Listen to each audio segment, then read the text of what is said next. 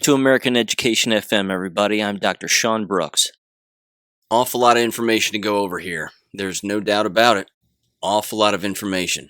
End of the week, tons of stuff coming in. Lots changed here over the last week or so. And clearly the enemy's plans have increased and hit overdrive, so to speak. So I'm going to jump right in here. There's a couple of things I wanted to mention. First of all, thank you for the well wishes and the positive words throughout the last week here regarding, again, my appearance on InfoWars with Alex Jones and a few other things. I really do appreciate it.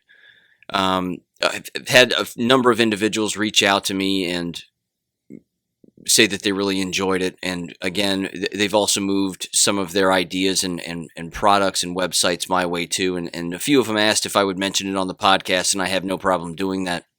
So I'm going to do that right now. First of all, an individual reached out to me about their website called vaxaction.com. And I'm going to link that in the description below. But vaxaction.com is a vaccine reporting system. Adverse reaction reporting system. And again, it's vaxaction.com. Looking through it, it looks pretty solid. I'd let you do your own vetting on that. Again, if you know of someone who has suffered from the adverse reactions regarding taking the jabs, then I would give this website certainly a very hard look, without a doubt. And they also are on Gab. And I would bounce over here and again take a look at it, in particular just because, we can't trust the VAERS reporting. And there are so many other reporting systems, but this looks like this is another one, which, again, it looks pretty solid at face value. So again, that's vaxaction.com. Highly recommend checking it out. Another one that was tossed my way comes from a guy by the name of Mark Patterson, and it's called Brainfire Rapid Learning. I'm going to link this PDF in the description below.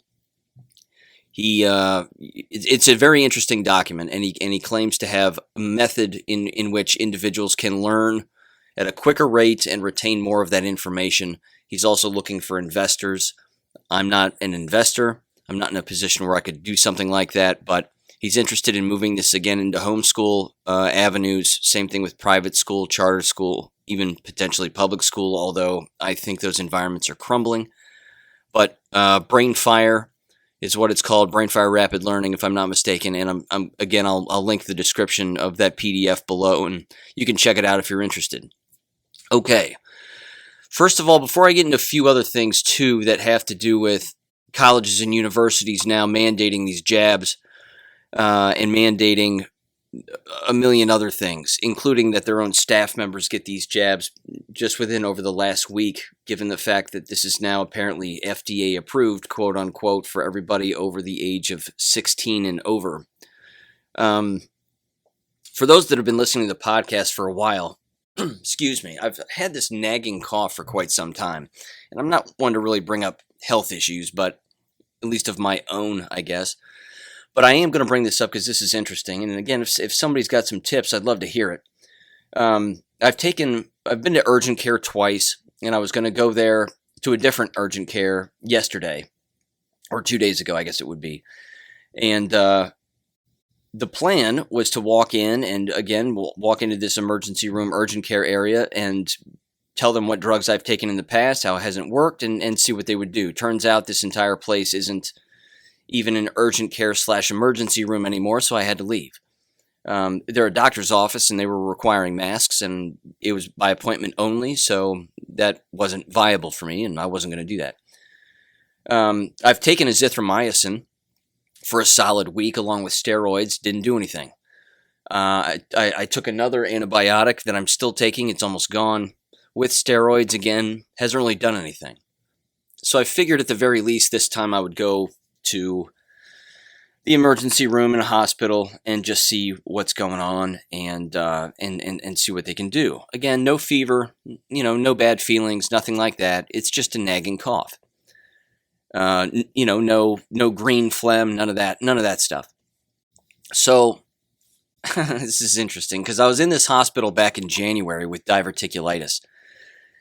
And I didn't have to wear a mask. They were kind of forcing it on me, but I wasn't wearing it, and they didn't say anything to me because I wasn't wearing it. And I thought, well, I'm not gonna wear a mask.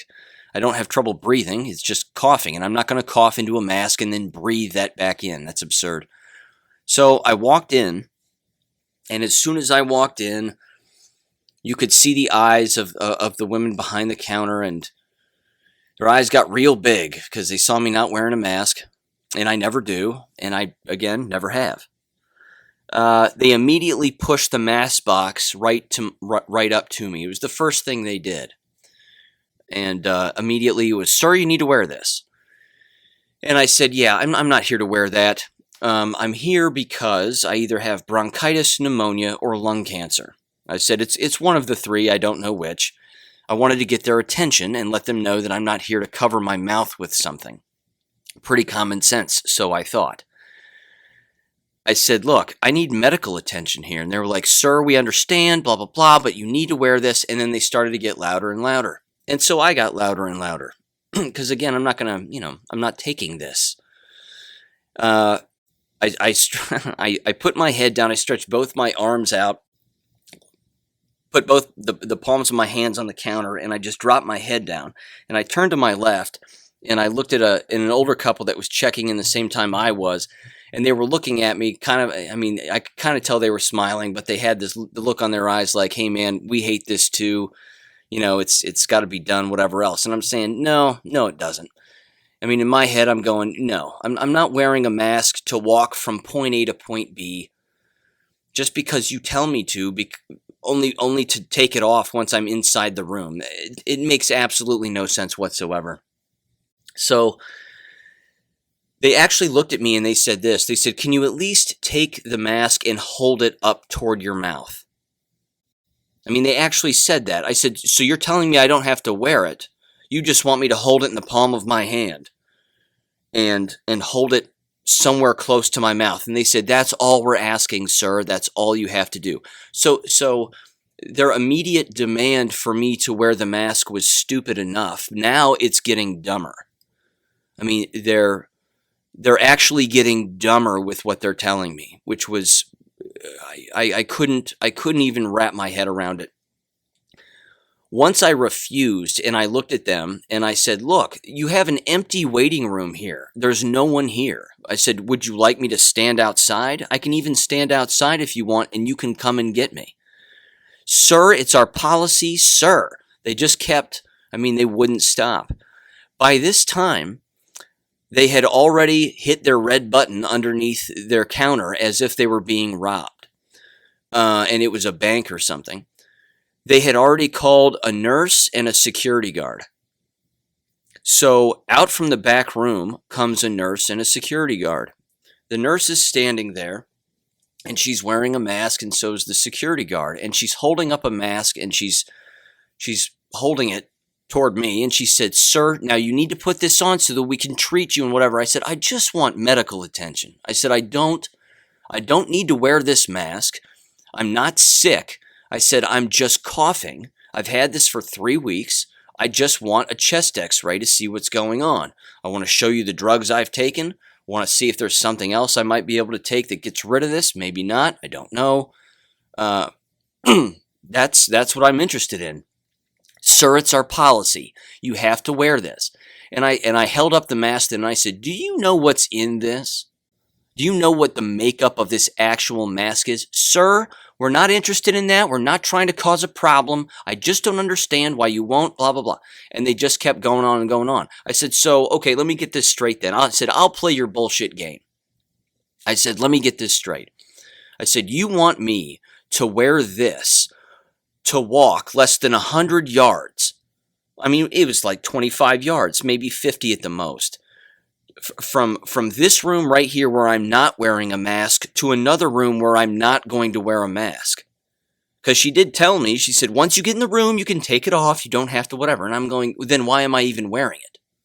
Then why even wear it?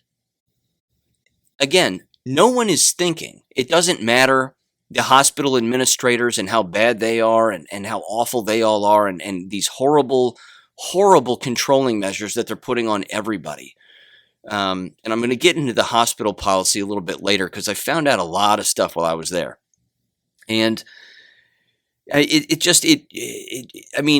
course, we already know no one is thinking throughout any of this. And I said, all right, I'll play your game. And I put it on. And keep in mind, this is the first time I've ever worn a mask ever throughout this entire time. And it's around my chin. And I said, is this okay? And then I didn't get a response. They were just kind of staring at me. And then I slowly put it up a little bit more over my mouth, but not over my nose. I said, is this okay? I said, how about this? Is this okay? And then it was touching the very tip of my nose. And then I pulled it, and then I said, just let me know what level of safety you want me to be at. I mean, I'm completely jerking with these people now, and I'm having a lot of fun doing it, I might add. And it's worth noting that I'm not by nature a confrontational person, but I do have the ability to go from 2 to 10 in an absolute heartbeat, in particular when illogical behavior is right in front of my face. So the security guard, again, isn't doing anything. He's not upset with me. He's just standing there. The nurse looks at me and she goes, that's fine, sir. Let's just go. And then I said, lead the way. Tell me where to go. I don't work here. What room? And then we started walking. And just like that, I mean, that was it. I was in the room and then I took the mask off. I mean, it was ridiculous. Okay. It gets more ridiculous. Here's what happened next. I sit down on the end of the bed. The door is open. The security guard is standing there. And the nurse is pounding away on the computer doing whatever. She says, sir, you need to sit over here because I'm not going to stare at your back. And I was like, all right. Now she's got a killer attitude and she's not dropping it, so I won't drop mine either, and we'll go toe-to-toe, and then we'll just see how this ends. So she starts popping away on the computer, asking questions. I'm answering the questions. There's no problem. I'm leaning back on the bed, okay? I'm sitting on the side of the bed, so my back's not like toward the back of the bed where the pillows are and stuff. I'm sitting on the side of the bed, and I'm leaning backwards, leaning on my left elbow, kind of staring up at the sky, just looking totally impatient on purpose as she's rocking through her procedures and whatever. And she's getting more and more belligerent as I'm just sitting there minding my own business with a cool, calm, and collected tone. I mean, I'm not yelling at her. I'm not doing anything. She's getting louder and louder with me. She actually looks at me. Actually, she's not looking at me when she's yelling at me. She's looking at the screen. But she's asking for all the information. And then she starts telling me that I have COVID. She actually says this. This comes out of her mouth. You probably have COVID. And you're probably spreading it around everywhere, sir. I mean, she said this, and I just started laughing. I was laughing out loud. I couldn't believe what I was hearing. And she looks at me and she says, have you been tested? And I said, why in the hell would I take one of those faulty tests? As soon as I said that, she flipped out. She started flipping her shit all over again. Sir, this is serious. It's a pandemic, sir. I don't know why you think this is funny. People are dying. In fact, that reminds me. When I was standing in the waiting room and being confronted by these people, she started using that word pandemic over and over. It's a pandemic, sir. I looked at her and I looked at the whole room. I said, where are the bodies? Where are all the bodies? And I stuck my arms out to both my sides and I'm looking around. I'm looking on the ground. I said, we're not stepping over bodies. What pandemic are you talking about exactly? So she said it again in the actual room itself. And as she's saying all of this, I'm looking over her shoulder and she's starting to click the signs and symptoms of particular things. She's furiously clicking on things that I don't even have. She's clicking on signs and symptoms that I haven't even described to her. I haven't even said anything other than the fact that I have a cough. Well, sir, I'm going to have to take your temperature and whatever. And I already took my temperature before I left, so I knew it was 99.3. Now, look, I mean, I had a couple of beers the night before, so sue me. You know, I didn't necessarily have the best night's sleep, but whatever, it doesn't matter. I'm not feverish, quote unquote. I'm not ill. I'm not sick. I feel fine. So I tell her all of this. I tell her all of that. Well, sir, you have a fever and it's above normal, so we're marking it down as fever. And it's like, settle down. Just settle down. Do I sound like somebody who's feverish? No. I was thinking in my head, if anybody's feverish, it's you, and you should probably go home because you're not doing your job correctly. I look over her shoulder, like I said, and she starts clicking things like, not only do I have a fever, but she clicks cough, she clicks severe headache, and she ends up clicking one other thing. I catch her doing this. And I said, and she moves ahead to the next screen. And I said, excuse me. I said, go back to that past screen. I said, whoever told you I had a severe headache, or that I was feeling nauseous, or whatever else she was clicking. And I said, I've never told you that. I said, now, I don't know about you, but falsifying records, medical records, seems like a crime to me. She didn't like me saying that, as you might expect. Sir, I was just clicking quickly. I was just clicking as fast as I could, and that's just what happened, and blah, blah, blah. And she just kept running and running with it. And that's when I leaned back again on my left elbow. I stood up to the screen, to the sky, and I said, can I please get another nurse in here? Can I please have another nurse? And I'm looking at the security guard, and I request this in front of her, to her. I'm like, look, I need somebody who's logical here, who's not banging on computers, banging on a keyboard, and doesn't like the fact that I know this is all bullshit. I'm in here for a cough that won't go away. That's all. That's it. She keeps banging away on the computer, and now she hooks me up to the pulse reader. And she walks over with the strap, of course, that Velcros around my arm. And honest to Christ, she said this. She goes, well, sir, I need to get your vitals 'cause they're vital. And she said it about as sarcastically as a person could. And I'm thinking to myself, man, you're laying it on real thick. Well, I can go toe-to-toe with you, and we'll keep doing that. So we kept going. Like I said, I then later, very loudly, or loudish, requested another nurse. Can I please get another nurse?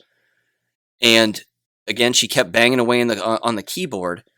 And then she says, sir, this isn't funny. I don't understand. It's a pandemic. People are dying. And then she says this. She says, I wish you could see my Aunt Ruby's headstone. Something like that. One of her family members died. I'm sorry about that. That has nothing to do with me. That has nothing to do with me. I'm sorry that that's happened, allegedly, whatever. And I leaned back, and this was the straw that broke the camel's back. I leaned back. I'm still leaning back on my left elbow, looking up at the sky. After she said that, there was a pause, and I said to her, the security guard could hear me. I was looking straight up into the sky. I said, wait until you see what happens to the jabbed. Because before I had said that, she asked me if I needed to take the shots. Had I taken the shots? And I told her, hell no. Why would I put that poison in me? I don't feel like dying today. She didn't like me saying that either. But then she brought up her Aunt Ruby, and then I said, wait until you see what happens to the jabbed. And then she lost it.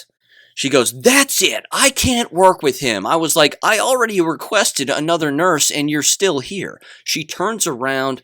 She storms out of the room. She kicks my leg, like runs right past me, hits my leg. I was like, wait a minute, what's going on? And then she's out the door and she leaves and she's shouting down the hallway for another nurse to come in. Security guard kind of walks in. He looks at me. I'm not going to name him, but he's an awesome dude, and I'm going to get to that in a minute. And he looks at me. He goes, hey, man. He goes, lots of people are agitated around here. I fully understand with what you're saying. He goes, I agree with what you're saying. I get it. He goes, but, you gotta be easy on these people. And I looked at him and I said, I don't know what your name is, man. He goes, he introduces himself. We shook hands. I said, look, I'm not trying to cause a problem. I don't want to get poisoned. I don't want to get tested. And I'm here for a cough. And she's falsifying my medical records in front of my face, thinking I'm not going to catch it. I mean, what is going on here? What is this place?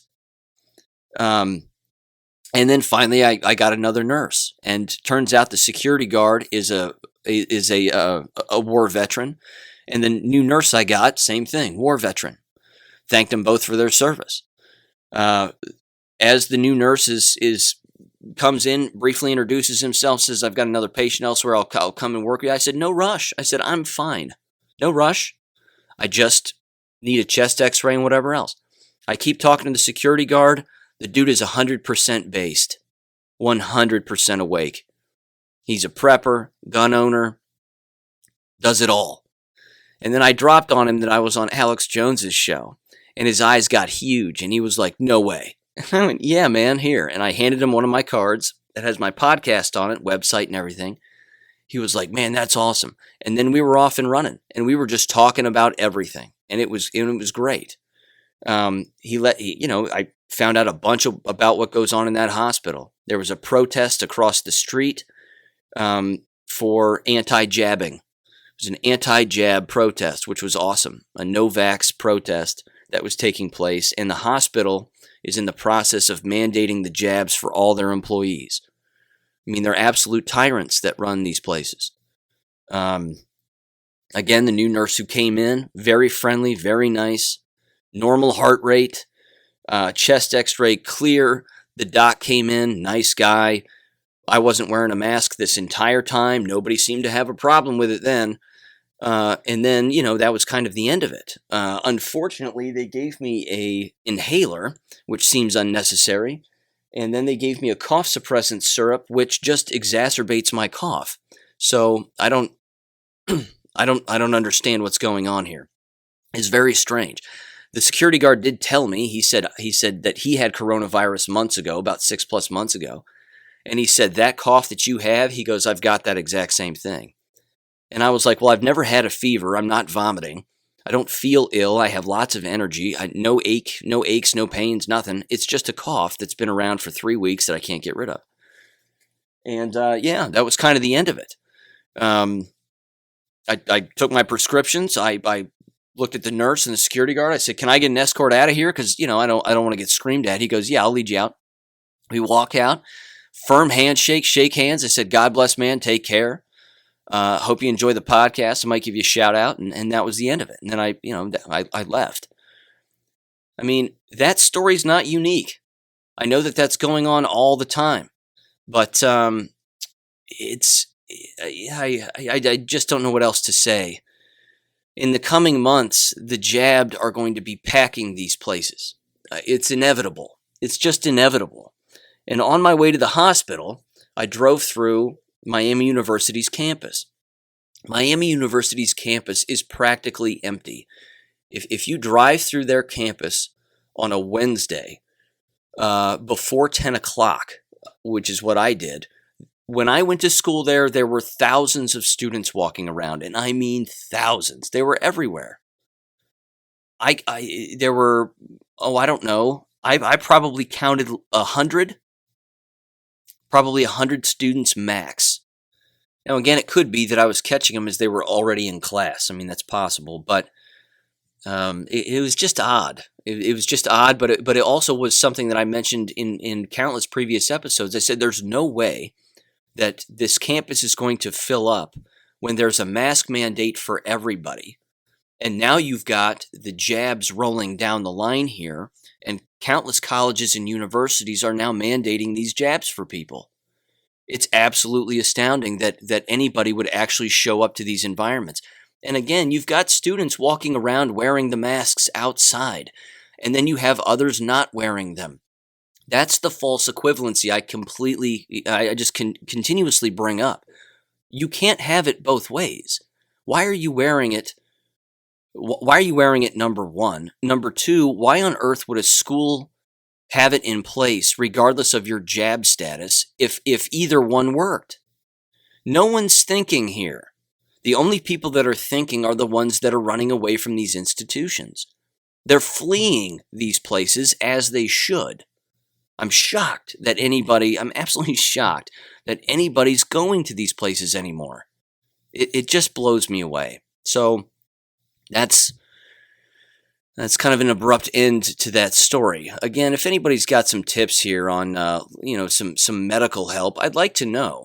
I would like this cough to go away. It's weird. It's just kind of a dry, raspy, whatever. But I don't know. Hopefully someday it goes away. We'll see. Either way, moving on. I did want to read this because this is heartbreaking. And if you're not paying attention to what's going on in Australia, my God in heaven, it's I mean, it's a nightmare. I don't know what else to say. They're force jabbing children. And this comes from COVID vaccine injuries on Telegram, and I'm going to read this briefly, and I also put a slight video describing it on my BitChute channel too, with a clip from a woman who was talking about it. But it says the following, quote, "Story of New South Wales boy in a coma after stadium jab. His mother waiting in the car park saw 4 ambulances roll up, not being told one was for her son until 2 hours after he collapsed. Listen to the end, hospital nurse monitoring mom, talking on the phone about it and trying to shut down the conversation. Also reported there was another child in the hospital sick from the jab. Apparently, the school put out an email or letter stating jabs weren't mandatory, but then sent one saying they were. This needs to be clarified.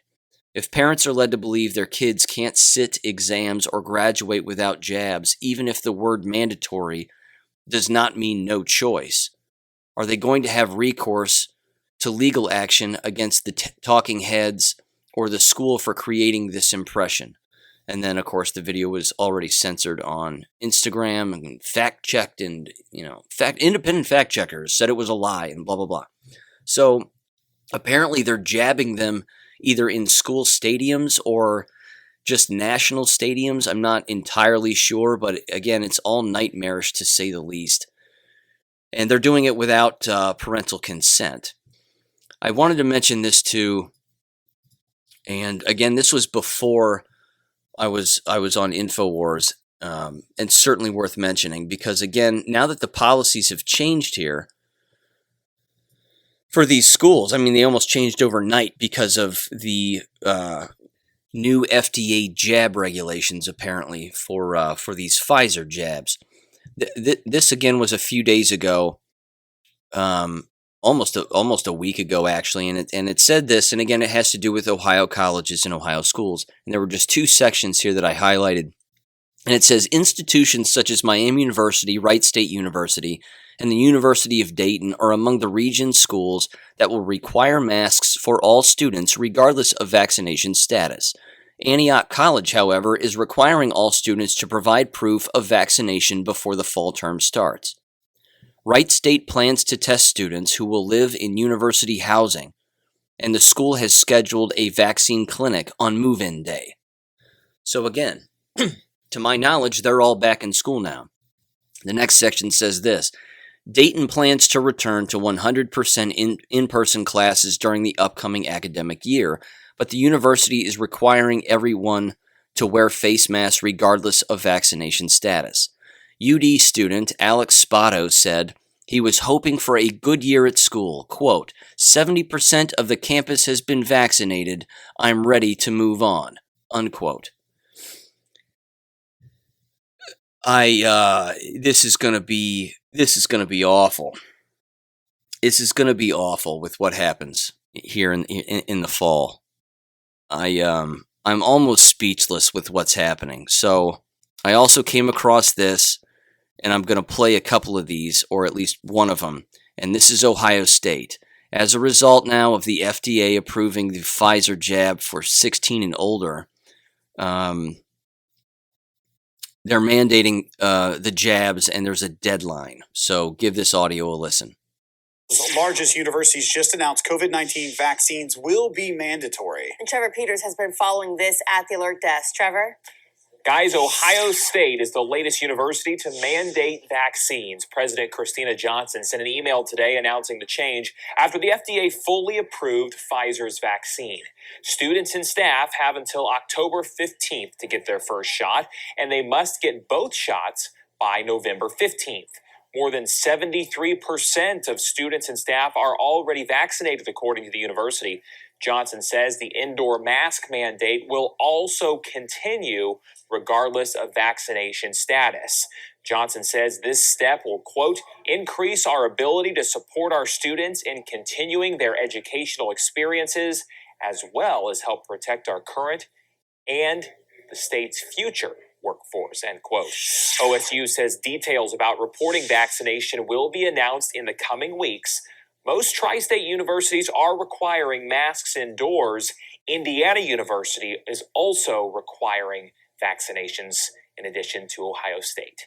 At the Alert Desk, Trevor Peters, Fox 19 Now. All right, thanks, Trevor. I'm sure more universities will probably follow suit Ohio as well. U. Yep. Thanks, Trevor. Honest to God. I mean, say goodbye to Ohio State University. Say goodbye to it. Say goodbye to all of these places that are doing this.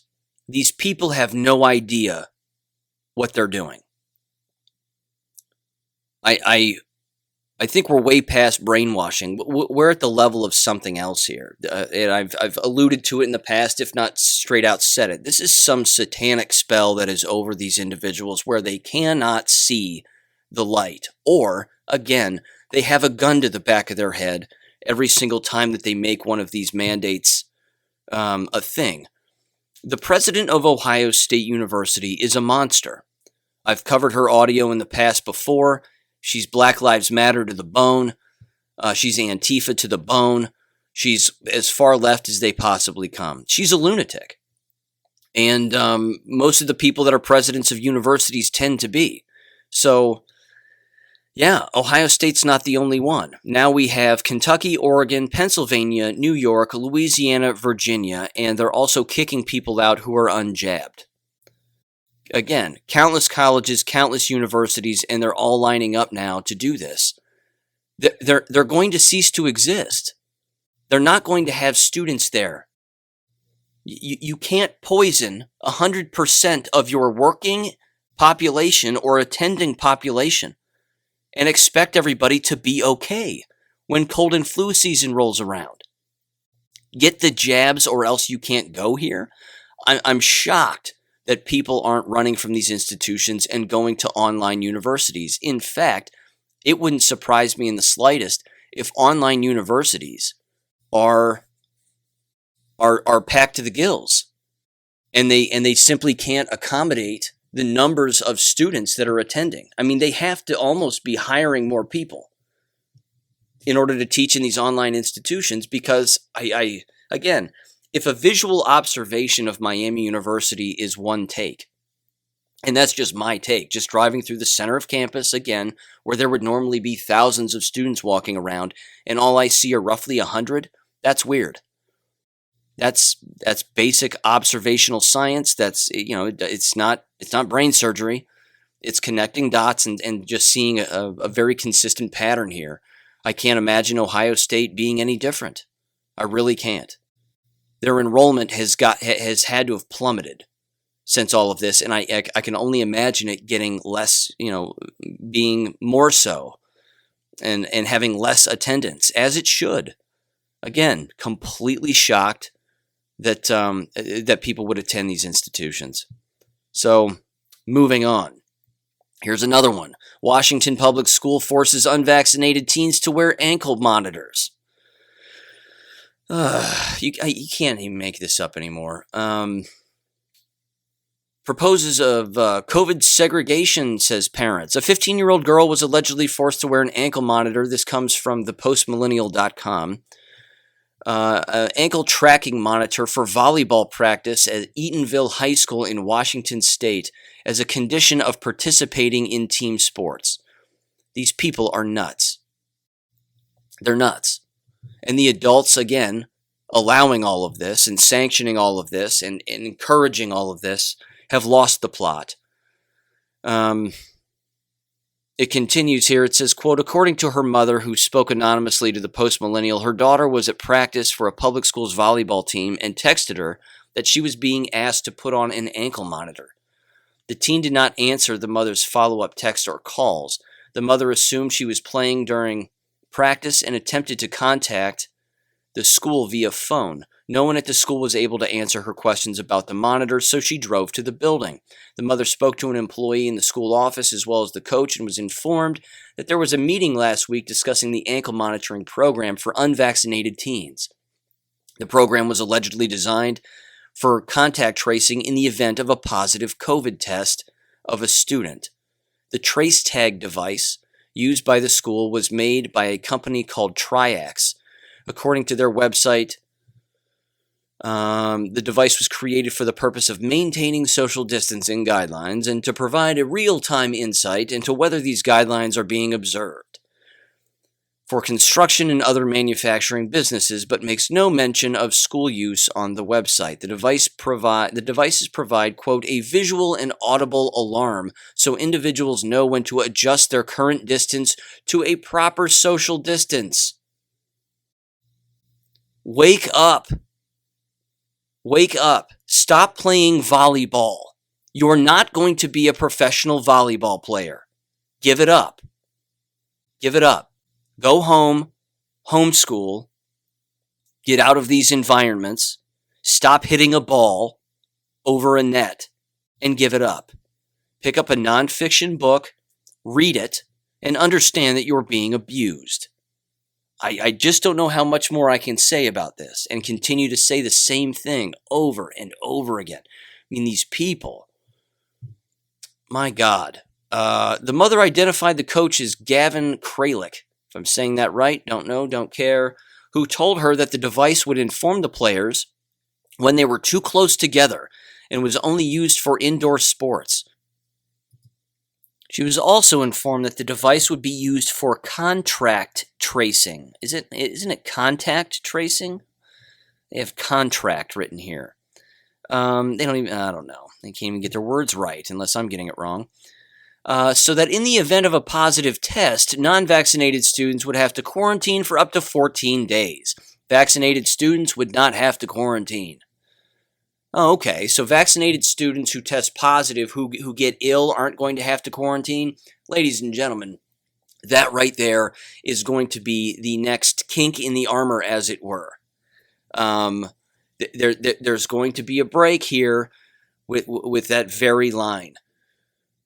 When the jabs start falling down, as they already have, what are they going to do with those individuals? What are they going to do then with the unjabbed individuals? What are they going to do with those that don't want to be contact traced? As they're all watching the jabbed fall down and they're all wondering why. Well, this is strange. Why are all the jabbed falling down? Maybe we should quarantine the jabbed for 14 days because they're falling deathly ill. The entire foundation is sinking in. It's eating itself. Again, I don't think there's any stopping this whatsoever. There's no stopping this. Let's see. The mother said that when she told the school employees that she was taking her daughter home, the teen was asked by an office staff member to remove the device before she saw her mother, and said that the mother could only photograph the device in Kralik's hand, as pictured above, not on the child's ankle. Oh, okay. Getting rid of evidence, are we? The scene of the crime, don't want people to know that it was actually placed on their ankle. The mother was later identified Tuesday in an interview, blah, blah, blah, blah, blah. Yeah, that's about it.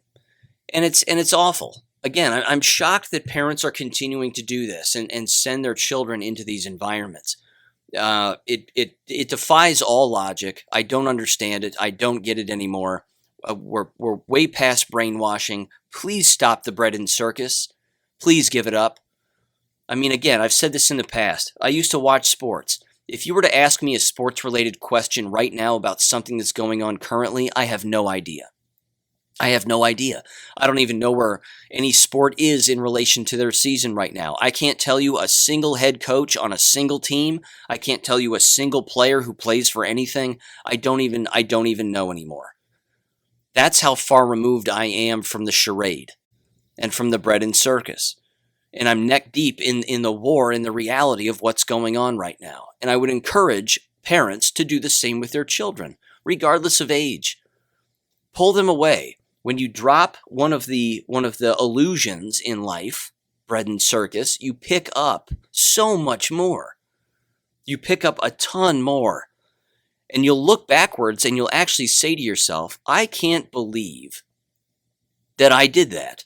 I can't believe that I was wasting my time doing that. Were there some fun moments? Sure. But wow, what a distraction. Wow, was I being used? And it feels awful. I mean, there's a part of me that's like, wow, I wasted money, time, energy.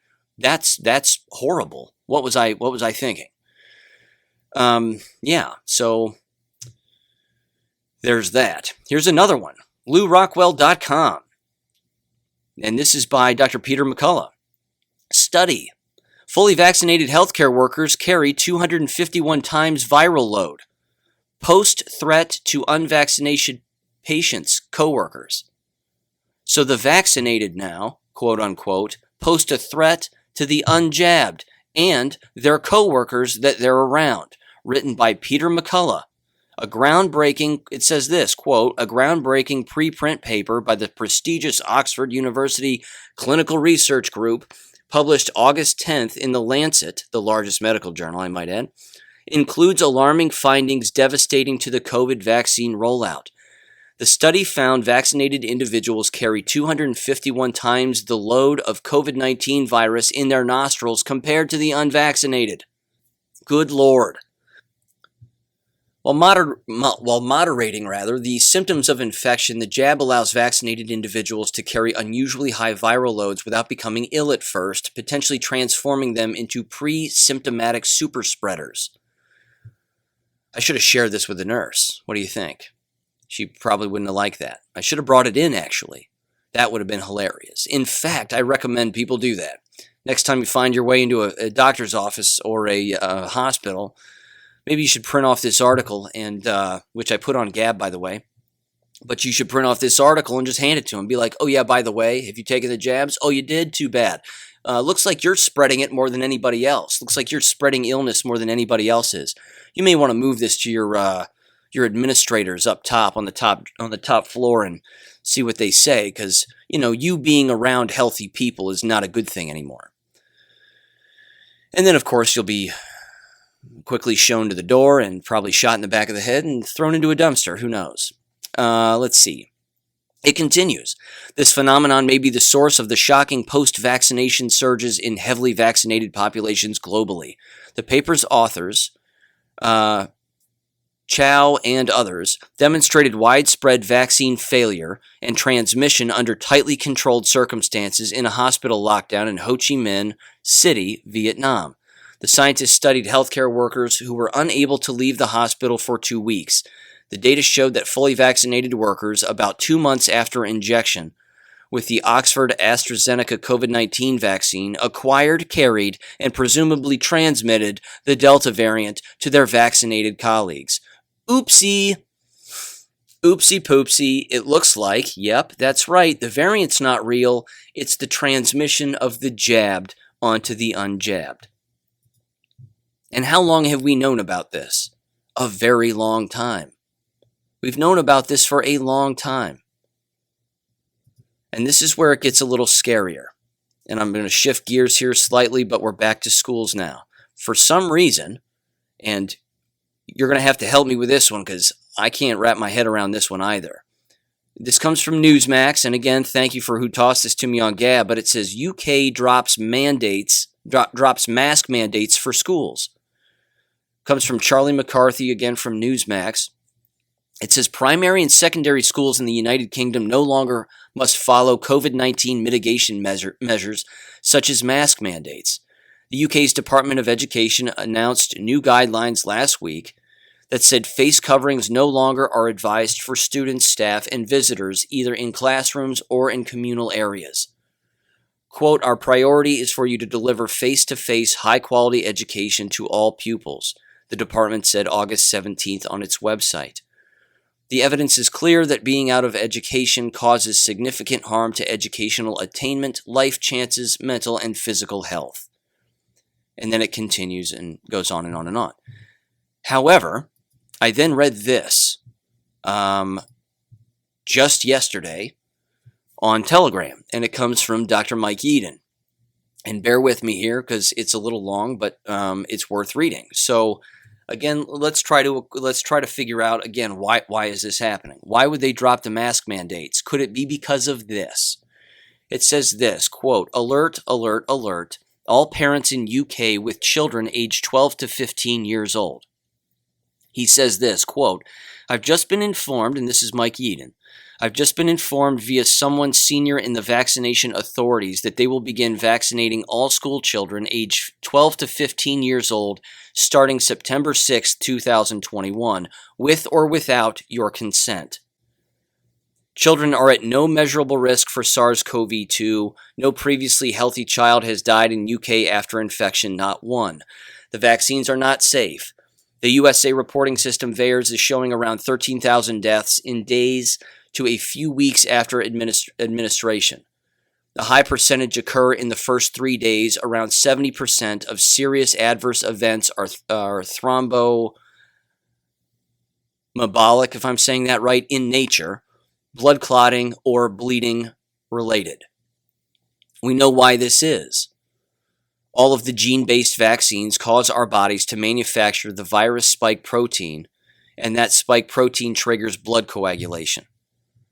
The next most common type of adverse events are neurological. Death rates per million vaccinations are running everywhere at around 60 times more than any previous vaccine. Worse, thromboembolic, if I'm saying that right again, events such as pulmonary embolisms appear at over 400 times the typical low rate after vaccination. These events are serious, occur at a hideously elevated level, and are at least as common in young people as in elderly people. The tendency is that younger people are having more severe adverse events than older people. There are literally no benefits whatsoever from this intervention, period. As stated, the children are unquestionably not at risk, and vaccinating them will only result in pain, suffering, lasting injuries, and death. Thank you. Thank you, Dr. Yeadon. See, isn't that really all I said at the board meeting? I mean, isn't that really all I said? Pretty much. I was just trying to grab people by the lapels and shake them. I read a lot. Not a crime. He continues. He says this, quote, children rarely ever become symptomatic and are very poor transmitters of the virus. This isn't theory. It's been studied, and it pretty much doesn't happen that children bring the virus into the home. In a large study, not on one occasion, was the child the index case, the first infected person in a household. So if you're told it's to protect vulnerable family members, that's a lie, all in bold letters. The information emerging over time from UK and Israel is now showing clearly that the vaccines do not even work well. If there's any benefit, it wanes. Finally, the vaccines are not even necessary, all bold letters. There are good, safe, and effective treatments. If you permit this to go ahead, I guarantee this. There will be avoidable deaths of perfectly healthy children and severe illnesses in 10 times as many. In 10 times as many. And for no possible benefit. Knowing what I know from 40 years training and practice in toxicology, biochemistry, and pharmacology, to particulate in this extraordinary abuse of innocent children in our care can be classified in no other way than murder. It's up to you, period. If you had a secondary school-age child in UK, I would not be returning them to school next month, no matter what. The state is going to vaccinate everyone. The gloves are off. This has never been about a virus or public health. It's wholly about control, totalitarian and irreversible control at that, and they're nearly there. Please share this information widely with somber best wishes, Mike, Dr. Mike Yeadon, unquote. Ladies and gentlemen, it's happening here in the United States. There have been reports of countless children being jabbed against their will without their parents' consent in American schools. There was a report again of a Dayton area school that was doing this, where a Dayton area nurse had jabbed at least 21 some odd kids. Orange County, Florida, I believe, is not only mandating the masks, but they're mandating the jabs for all of their employees and available students, if I'm not mistaken. I could have that wrong, But again, I came across that on the interwebs just the other day. It's already happening here. We have to remove ourselves from these environments. That's the landscape as I see it. That's what I see happening here. I don't like it any more than anybody else, but I don't know what else I can add. In fact, I'm going to wrap up by saying this. Not by really saying much of anything. Again, continue to stay on board with this. Continue to pay attention to what's going on.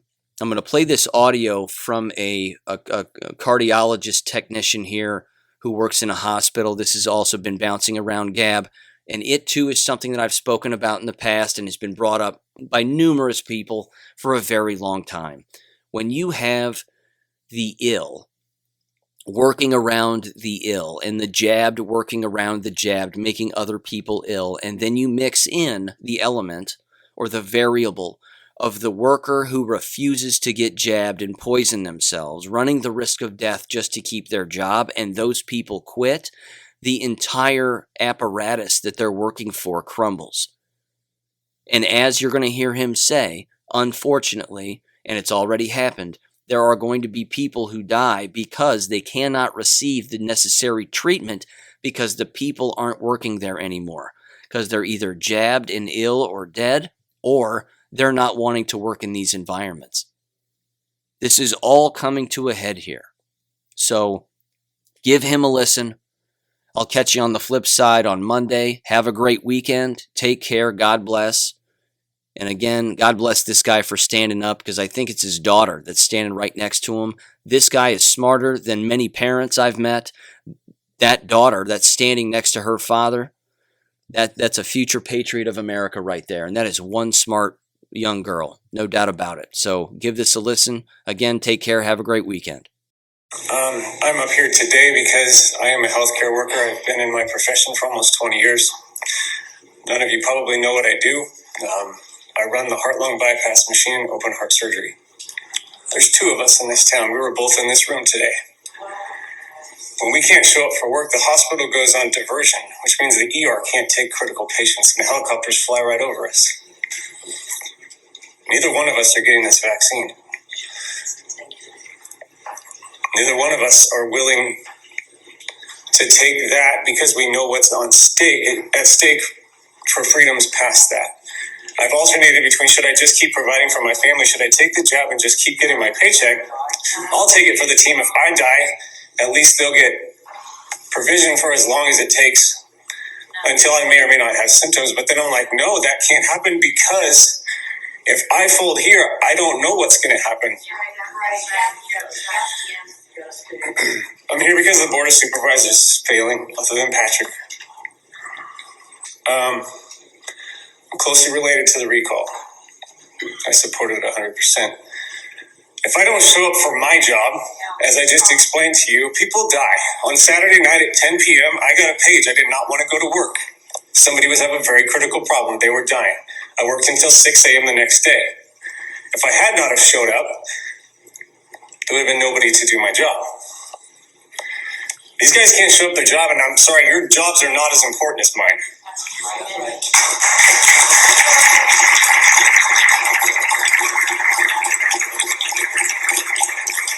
So I'm not here for recognition.